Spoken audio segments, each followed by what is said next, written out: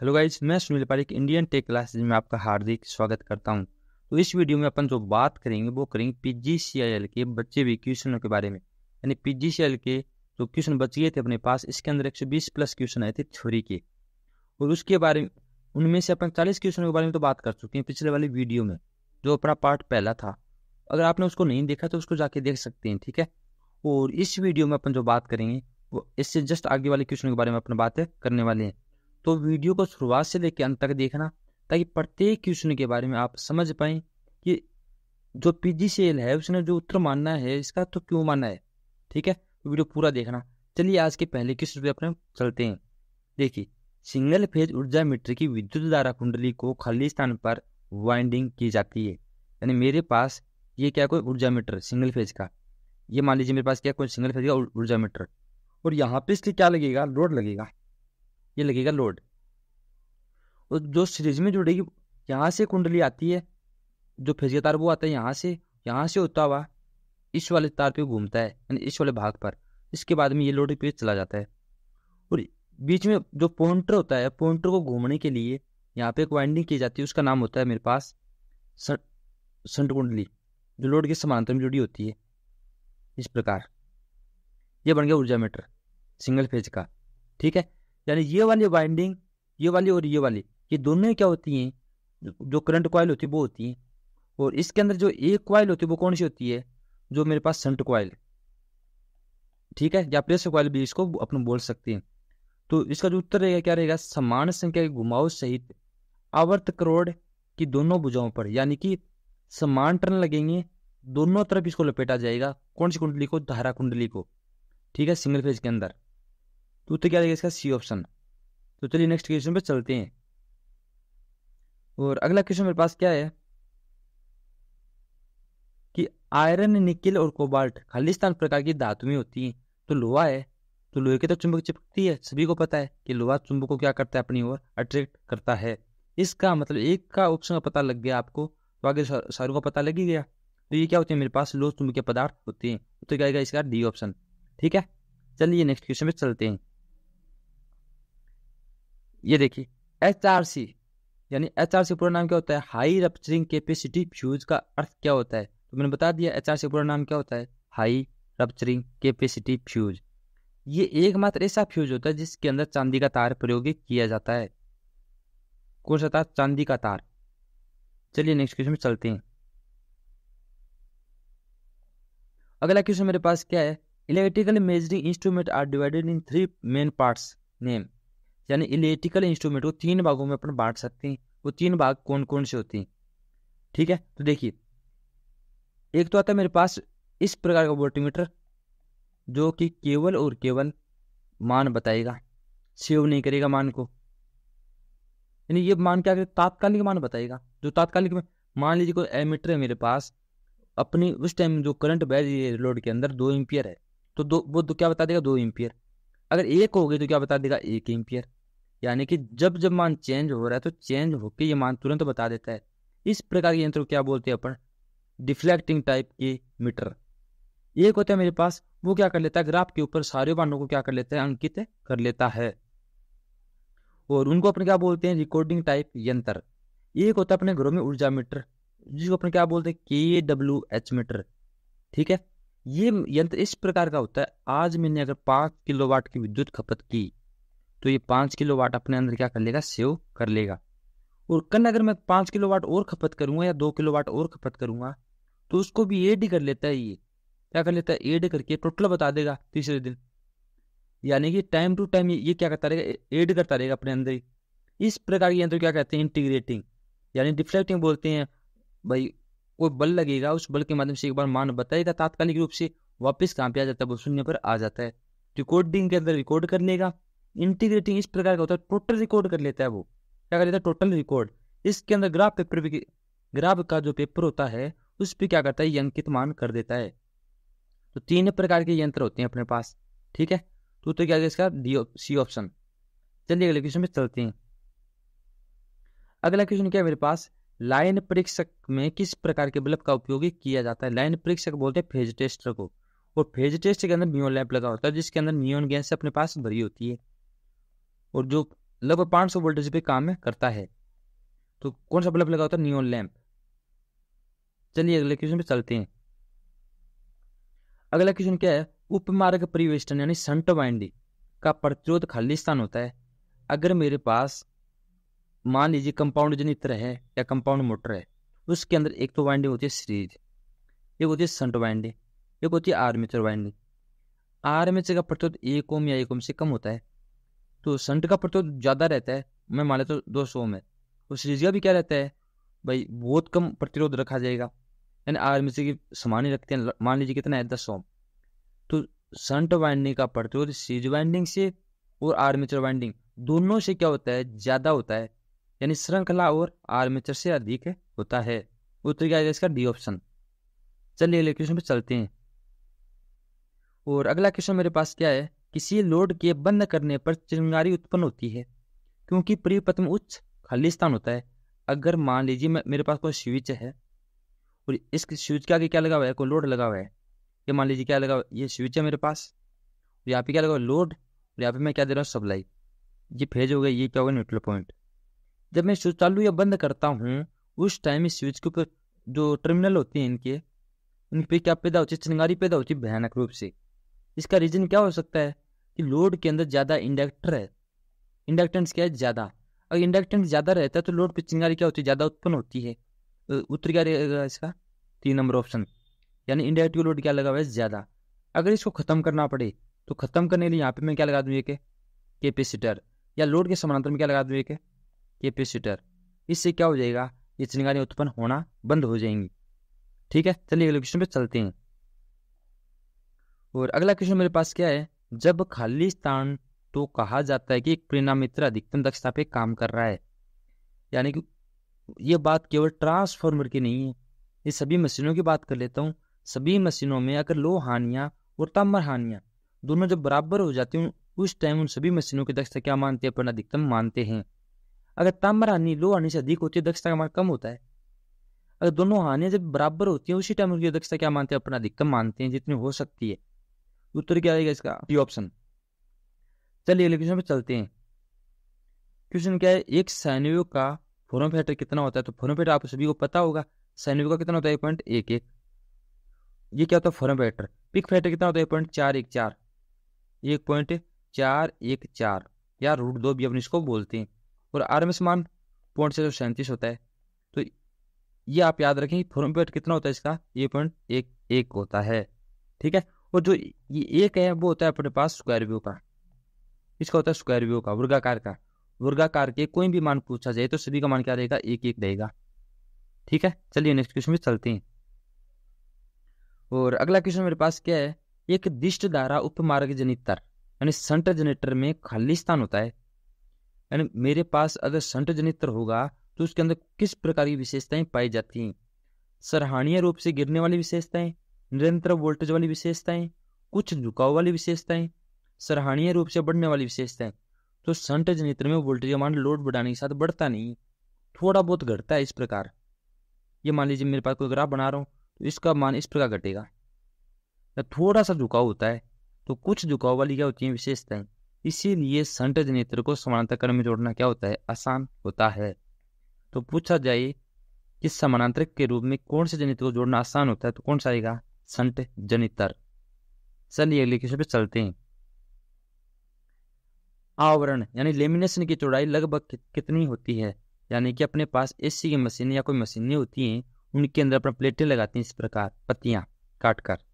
इन पत्तियों के बीच में जो लेमिनेशन भरा जाता है उनकी जो मोटाई कितनी रखी जाती है?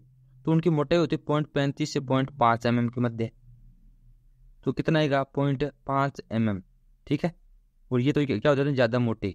अगर अपन लेमिनेशन मोटाई ज्यादा रखेंगे तो WE का मान बढ़ जाएगा, क्योंकि एफ की स्क्वायर, टी की स्क्वायर और वी की स्क्वायर क्या होता है? समानुपाती इंटू वी। और यहाँ पे क्या आ जाएगा? Maximum flux. तो टी का मान बढ़ाने से WE का यानी कि एडी करंट का मान बढ़ जाता है, इससे अपन मोटाई को क्या रखते हैं? बहुत ज्यादा कम रखते हैं। चलिए नेक्स्ट क्वेश्चन में चलते हैं। अगला क्वेश्चन मेरे पास क्या है? एक तुल्यकालिक मोटर की गति n है, खाली स्थान के द्वारा दर्शाई जा सकती है, यानी n को ज्ञात करने का फॉर्मूला बताइए। तो एफ को ज्ञात करने का फॉर्मूला सभी को पता है कि क्या होता है मेरे पास, पी एन बटा 120 होता है। यहाँ से एन ज्ञात करूंगा तो 120 कहाँ पे लेके जाऊंगा इधर, तो एफ इंटू 120 और पी भी इधर ले जाऊंगा तो डिवाइड बाई पी, तो क्या आ जाएगा मेरे पास एन, तो एन बराबर एफ इंटू 120 बटे पी आएगा। उत्तर क्या आ जाएगा इसका, सी ऑप्शन। चलिए अगले क्वेश्चन पे चलते हैं।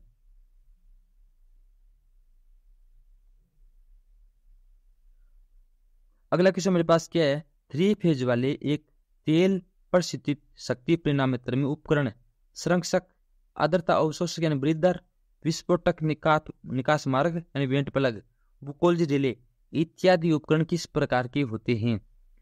तो बात आ गई संरक्षक की, ब्रीदर की यानी वेंट प्लग की, बुकोल्ज रिले की। अब बुकोल्ज रिले आंतरिक शॉर्ट सर्किट से बचाती है। वेंट प्लग अगर कोई प्रेशर बढ़ गया इस ट्रांसफार्मर के अंदर, तेल के अंदर, तो ये वेंट प्लग टूट जाएगा, खुल जाएगा, तो वहां से गैस बाहर आ सकती हैं। ब्रीदर नमी को जाने से रोकता है, और नमी अंदर चली गई तो शॉर्ट सर्किट हो सकता है। और संरक्षक होता है यानी जो मेरे पास ऑयल जा रहा है, अगर ऑयल की कमी आएगी तो इस संरक्षक टैंक लगा होता है ऊपर, वो वाला ऑयल कहाँ पे चला जाएगा, उस टैंक के अंदर पूर्ति कर देगा। यानी ये क्या करते हैं, सारी की सारी ट्रांसफार्मर की सुरक्षा करते हैं हर प्रकार से। तो ये सारी क्या होती हैं, रक्षात्मक उपकरण होते हैं। ठीक है, चलिए नेक्स्ट क्वेश्चन पे चलते हैं। देखिए, कर्षण कार्य के लिए किस मोटर का उपयोग किया जाता है। कर्षण काम बोलते हैं मतलब इस प्रकार का यानी बहुत ही ज्यादा हेवी लोड है, तो हेवी लोड के लिए अपन डीसी सीरीज मोटर का प्रयोग करते हैं। जैसे ट्रेन को खींचना हो गया, ये क्या काम क्या हो गया, ट्रेन को खींचना, कर्षण काम यानी खींचना होता है उसको। तो उनमें क्या चाहिए, शुरुआती टॉर्क ज्यादा चाहिए, और शुरुआती टॉर्क ज्यादा किसमें होता है, सीरीज मोटर में, क्योंकि टी समानुपाती क्या होता है इसके अंदर, शुरुआत के अंदर आई स्क्वायर के समानुपात में होता है, और ड्रॉप ज्यादा है, इसका मतलब ये मोटर ज्यादा लोड उठा सकती है शुरुआत के अंदर। तो इसके लिए कौन सी मोटर यूज किया जाएगा, सीरीज मोटर का, डीसी धारा श्रृंखला मोटर। देखिए अगला क्वेश्चन क्या है, यदि एक तुल्यकालिक मोटर के क्षेत्र को अत्युदित किया जाए तो शक्ति गुणक क्या होगा।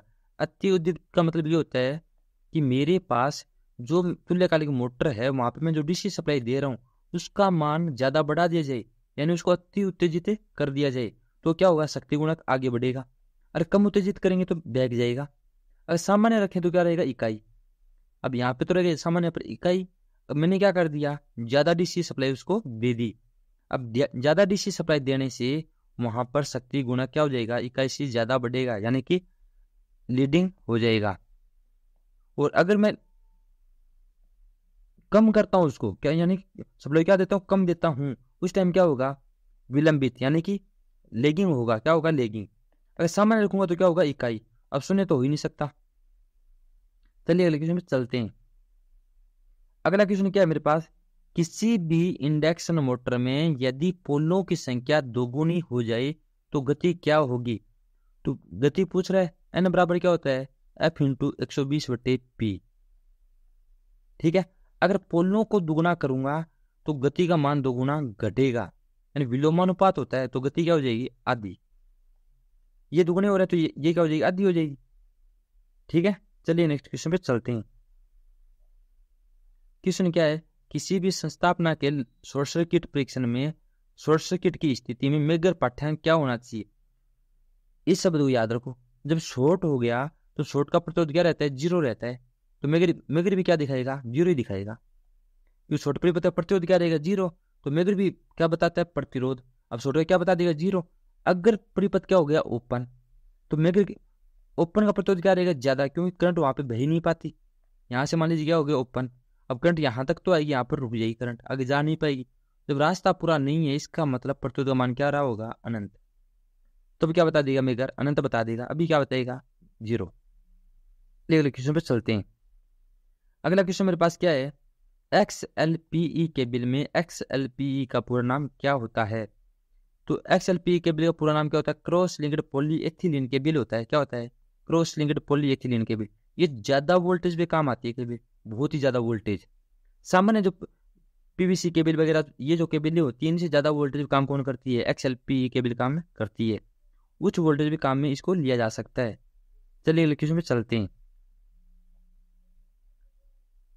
अगला क्वेश्चन क्या है, सीरीज परिपथ में परिपथ का कुल प्रतिरोध कितना है, 100 ओम। पहले दो प्रतिरोध 30 ओम 50 ओम के हैं, तो तीसरा प्रतिरोध ज्ञात करो। प्रतिरोध जुड़े हुए सीरीज के अंदर, तो सीरीज के अंदर क्या होता है, आर टी बराबर R1 plus R2 plus R3, क्योंकि प्रतिरोध कितने 3। आर टी का मान कितना है 100, R1 का मान 30, R2 का मान 50 और R3 का मान मुझे ज्ञात करना है। 50 30 कितने हो गए 80, तो 100 माइनस 80 बराबर क्या आ जाएगा R3। तो 100 में से 80 घटे कितना आएगा 20, उत्तर क्या रहेगा इसका 20 ओम। चलिए अगले क्वेश्चन पे चलते हैं। और अगला क्वेश्चन मेरे पास क्या है, एम्पियर मीटर और वोल्टमीटर की सीमा के विस्तार के लिए प्रतिरोध को खाली स्थान में एम्पियर मीटर और खाली स्थान में वोल्टमीटर के रूप में संयोजित किया जाता है। यानी कि मुझे एम्पियर मीटर और वोल्टमीटर की सीमा में विस्तार करना है। ये मान लीजिए 5 एम्पियर माप रहा था पहले, अब इसको मुझे 10 एम्पियर मापनी चाहिए, इस प्रकार विस्तार करना है। ये वोल्टमीटर पहले 5 वोल्टेज माप रहा था, अब मैं चाहता हूँ ये कितने माप दे 10 वोल्टेज, तो मुझे प्रतिरोध कहाँ पे जोड़ने पड़ेंगे, ये पूछ रहा है क्वेश्चन। तो एम्पियर मीटर का प्रतिरोध जितना कम रहे उतना ही क्या है वो बढ़िया मापेगा। अब कम कैसे रहेगा, जब प्रतिरोध समानांतर में जुड़ेगा आर का मान घटेगा, तो समानांतर में जुड़ने पर ही आर का मान घटेगा। और वोल्टमीटर का प्रतिरोध जितना ज्यादा रहेगा तभी वो क्या करेगा, यानी जितना ज्यादा प्रतिरोध रहेगा तभी क्या करेगा, वो ज्यादा वोल्टेज माप पाएगा। ठीक है, अब ज्यादा प्रतिरोध करने के लिए मुझे आर का मान बढ़ाना पड़ेगा। आर का मान बढ़ाऊंगा कैसे, सीरीज में जोड़कर, तभी R1 प्लस R2 होगा। इसका मतलब वोल्टमीटर के लिए सीरीज में जुड़ेगा और एम्पीयर मीटर के लिए समानांतर में जुड़ेगा। तो पहले क्या है, एम्पीयर मीटर पूछा है इसने, तो एम्पीयर मीटर में किस में जुड़ेगा, समानांतर में, इसमें भी समानांतर है, और डी ऑप्शन में भी क्या है समानांतर। तो वोल्टमीटर में क्या जुड़ता है सीरीज में, तो ये उत्तर क्या रहेगा इसका एक्यूरेट रहेगा। चलिए अगले क्वेश्चन पे चलते हैं। क्वेश्चन क्या है, प्रकाशमान सतत परिवर्तन यानी फ्लक्स की इकाई क्या होती है। यानी मेरे पास प्रदीप्ति फ्लक्स की इकाई क्या होती है, प्रदीप्ति फ्लक्स की इकाई क्या होती है, न्यूमन। क्या होती है, न्यूमन। दक्षता न्यूमन प्रति वाट में होती है। चलिए अगले क्वेश्चन पे चलते हैं। देखिए, एक सार्वभौमिक यानी यूनिवर्सल मोटर के घूर्णन की दिशा को कैसे बदला जा सकता है। तो अगर मेरे पास यूनिवर्सल मोटर आई, डीसी मोटर आई, तो एक तो होती है आर्मेचर, आर्मेचर में वाइंडिंग, एक होती है पोलो पर वाइंडिंग। या तो एक काम करो आप लोग, इस पोलो वाली वाइंडिंग के टर्मिनल चेंज कर दो, या क्या कर दो आर्मेचर के टर्मिनल चेंज।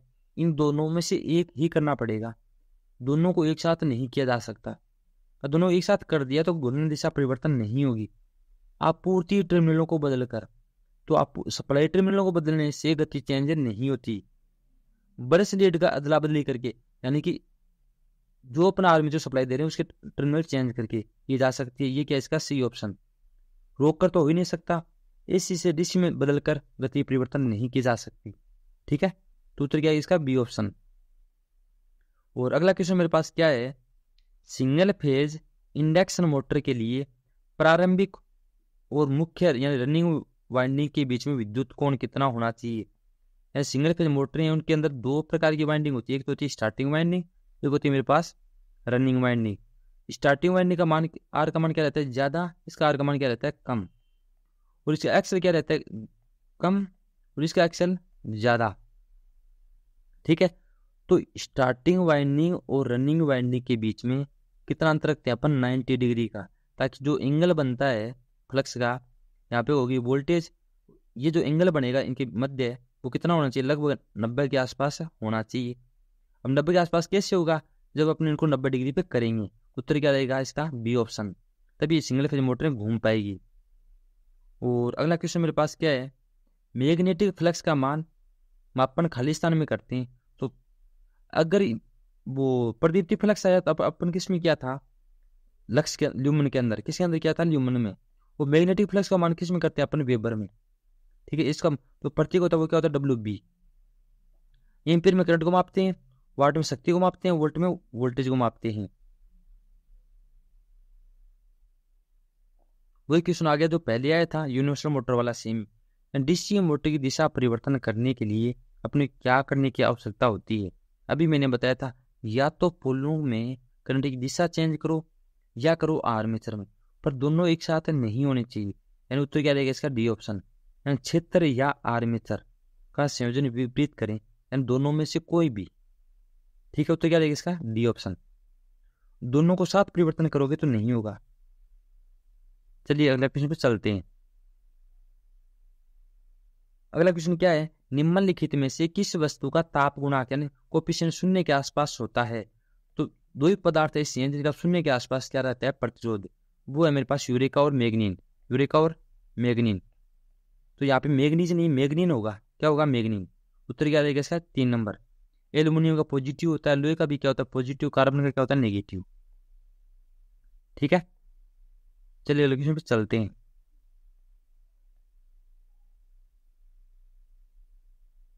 खाली स्थान का प्रयोग 500 मेगा हर्ज पर विद्युत शक्ति के मापन हेतु किया जाता है। यानी मेरे पास आवर्ती का मान मेगा के अंदर है और विद्युत शक्ति को मापना है। और अगर मैं सामान्य प्रकार के वोल्टमीटर वाटमीटर वगैरह लगा दूं तो ये तो क्या हो जाएंगे, काम ही नहीं कर पाएंगे, क्योंकि आवर्ती का मान क्या है, ज्यादा।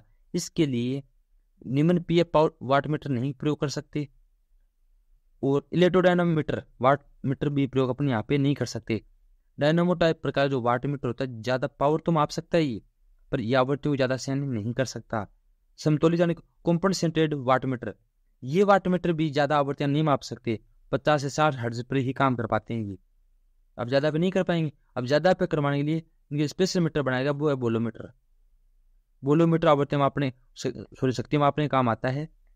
ठीक है, ये टोटल मतलब बहुत ज्यादा पावर माप सकता है आसानी से, वो भी ज्यादा आवृत्ति मेगाहर्ट्ज के अंदर आवृत्तियां हो, किलोहर्ट्ज में हो तो भी ये काम कर जाता है आसानी से। चलिए इलेक्ट्रिक में चलते हैं। देखिए, एक चुंबकीय परिपथ में चुंबकीय क्षमता का मापन खाली स्थान के रूप में किया जा सकता है। तो चुंबकीय बताने शक्ति, तो चुंबकीय शक्ति होती है मेरे पास एफ यानी मैग्नेटिव मोटिव फोर्स। अगर विद्युत की बात है तो क्या होता है ईएमएफ। हेनरी होता है एल, फेरेड होता है एफ यानी कैपेसिटी की धारिता फेरेड में मापते हैं। और कुलाम होता है क्यू यानी आवेश का मात्रा क्या होता है कुलाम। चलिए इलेक्शन पे चलते हैं। अगला क्वेश्चन क्या है, स्थायी चुंबक गतिशील कुंडली उपकरणों का प्रयोग केवल खाली स्थान आपूर्ति के साथ किया जा सकता है। यानी चुंबक कौन सा, स्थायी चुंबक। वो कुंडली है क्या है, गतिशील। यानी कि ये मीटर कौन सा होगा, PMMC, permanent magnet moving coil. तो इस प्रकार के यंत्र केवल और केवल डीसी पर ही काम करते हैं। और डीसी मोटर का सिद्धांत यानी खिंचाव बल का सिद्धांत लगता है इनके अंदर। और इनका जो शुरुआती रोग रहता है वो क्या रहता है, T समानुपाती I स्क्वायर के समानुपात में रहता है। और इनका पैमाना क्या होता है, समरूप समानुपात में पैमाना होता है। ठीक है, तो किसके लिए प्रयोग होते हैं, डीसी के लिए। वो जितने भी इंडक्शन वाले मीटर होंगे वो किसके लिए प्रयोग होंगे, एसी के लिए। अगला क्वेश्चन क्या है, in brushless alternator there are 2 alternator on one shaft which are those. यानी कि मेरे पास एक अल्टरनेटर है और एक ही शाफ्ट पे दो यंत्र, 2 अल्टरनेटर लगे हुए। कितने अल्टरनेटर, 2 अल्टरनेटर। मैं दोनों अल्टरनेटर नहीं, ये बात ध्यान रखा। यानी कि शाफ्ट मेरे पास एक ही है और यहाँ पे एक अल्टरनेटर लगा हुआ है, एक इस पे लगा हुआ है।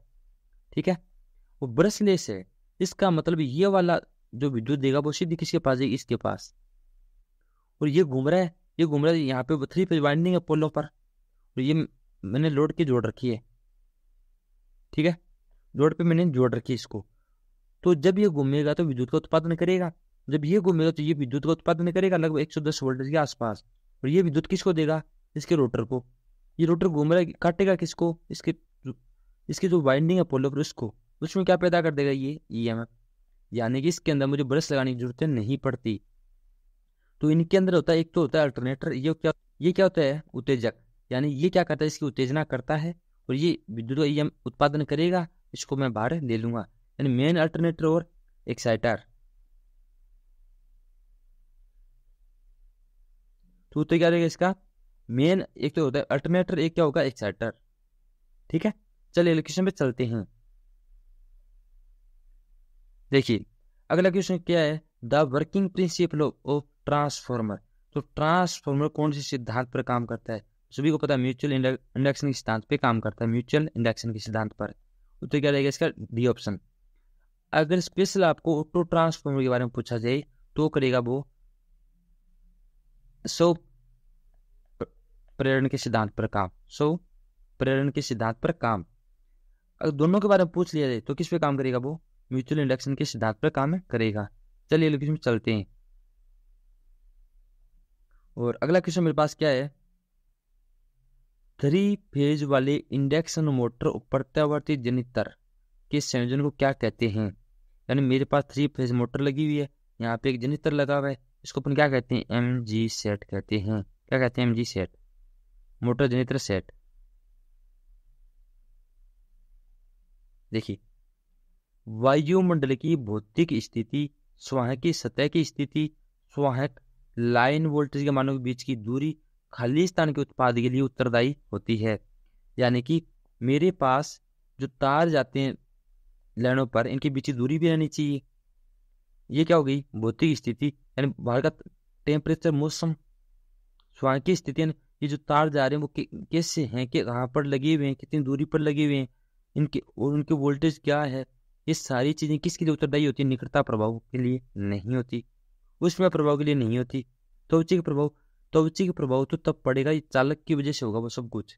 दूरी से लेना देना अपने यहाँ नहीं है, ना ही मौसम से लेना देना है। तो इसको बोलते हैं, क्या बोलते हैं, कोरोना इफेक्ट। क्या बोलते हैं, कोरोना इफेक्ट। क्या बोलते हैं, कोरोना। और तो क्या रहेगा इसका, कोरोना प्रभाव। देखिए, 90 डिग्री कोणों के विशुद्ध माप के लिए प्रयोग किए जाने वाला उपकरण कौन सा होता है। तो 90 डिग्री के लिए इस प्रकार का एक उपकरण आता है, आपने देखा भी होगा कारीगर के पास। ठीक है, स्टील का बना होता है, यहाँ पे 90 डिग्री कोण होता है, ये प्योर 90 डिग्री पे घुमा होता है। ठीक है, इसको बोलते, क्या बोलते हैं, ट्राई स्क्वायर। क्या बोलते हैं, ट्राई स्क्वायर, यानी त्रिवर्ग।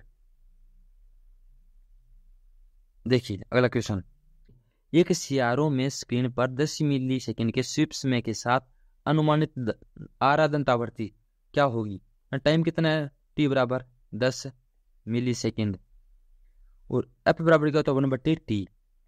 तो 1/1/10 मिली का मतलब 1000, 1000 कहाँ पे लग जाएगा, ऊपर। 0 काट दो, कितना आ गया, 100। वो तो क्या आएगा, 100 हर्ट्ज।